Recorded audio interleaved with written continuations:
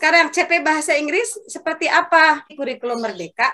Kalau anak lulus SMP harus memiliki kemampuan atau capaian pembelajaran yang berada di fase D. Jadi pembelajaran di kurikulum Merdeka itu per fase. Di SMP itu kelas 7, 8, 9 dijadikan satu fase. SMP itu fase D. Fase D itu sampai mana? Pada akhir fase D, artinya at the end of the ninth grade. Bukan setelah belajar selama 1 tahun di kelas 7, tapi setelah belajar bahasa Inggris 3 tahun di SMP, maka lulusan SMP bahasa Inggrisnya harus begini. Jadi untuk di CP sekarang ini ada istilah kompetensi, ada istilah konten. Nah ini hasil analisa saya. Kompetensinya hanya ini. Ada teks lisan, ada teks tulis, dan ada teks visual. Kurikulum Merdeka ini untuk bahasa Inggris khususnya saya melihat ada sentuhan modernitas. Jadi ngikutin perkembangan zaman banget ini di sini di teks visual. Nah, untuk teks visual itu Bapak Ibu kan melihat perkembangan zaman anak-anak banyak sekali media sosial dan platform-platform ya. Mungkin Bapak Ibu tahu YouTube, tahu TikTok, kemudian Twitter misalnya atau Facebook lah. Nah, itu tuh media visual. Ya, bahkan audio visual. Jadi jangan sampai anak kita diajarin hal-hal yang jadul, padahal mereka berada di zaman modern. Nah, ada lagi Bapak Ibu, elemen capaian. Orang mau menuju pada sebuah titik terujung kan pasti ada jalannya ya. Hal-hal yang mendukung pencapaiannya. Ada menyimak, ada berbicara, ada membaca, ada memirsa.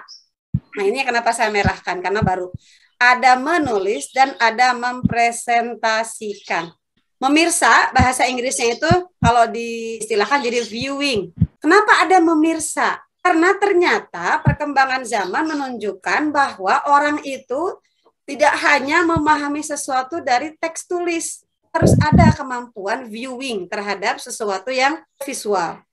Orang bisa berantem gara-gara video YouTube. Saling menghina gara-gara TikTok, saling memuji, bisa menangis gara-gara Twitter. Tapi kok ada elemen mempresentasikan? Karena, nah kalau tadi viewing itu reseptif, kita itu menjadi konsumen. Nah nanti gimana kita bisa menjadi produsen penghasil video yang bisa di-viewing orang? Nah sekarang ada yang bertanya lagi, kontennya apa sih? Jadi lingkup materinya ini.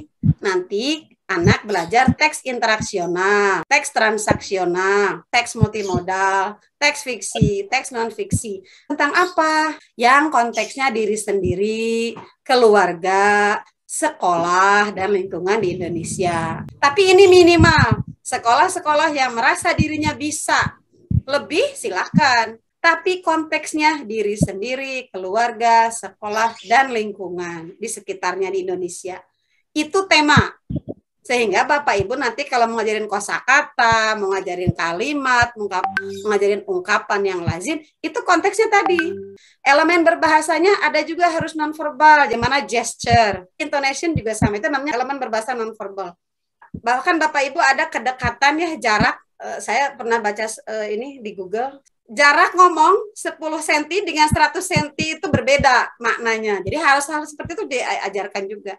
Kemudian biasalah unsur kebahasaan. Ini yang kita hobi banget kan ya, grammar itu unsur kebahasaan di situ. Dan ragam budaya. Nah, kemudian gambar bergerak. Nah, ini lingkup materinya gambar bergerak. Jadi Bapak Ibu itu di CP yang sekarang ini di kurikulum Merdeka harus bisa membuat mereka gimana sih memahami gambar bergerak? Artinya video kan? Gimana sih memahami kalau sekarang apa yang suka rame itu meme. Anak sekarang tuh jago-jago loh bikin meme. Bikin ngakak meme-nya itu. Kadang bikin ngakak, kadang bikin sakit hati, kadang bikin berantem. Hanya dari meme.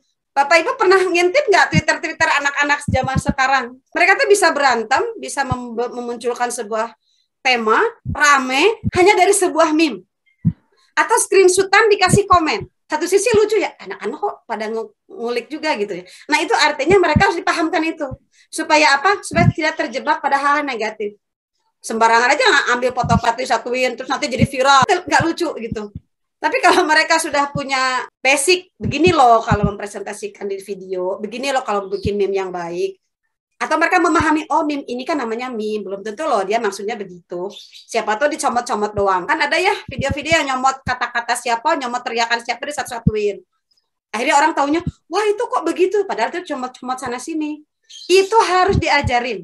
Minimal kita tahu kita mengawal mereka. Jadi ada gambar bergerak dan tidak bergerak dalam teks sebagai bagian dari literasi visual. Ini berat karena kita kan nggak ada di zaman itu ya.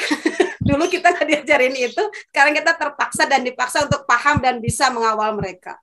Kemudian nomor 8 biasalah ya kosakata yang berkaitan dengan ini, dan strategi analisis isi teks dan lain-lain.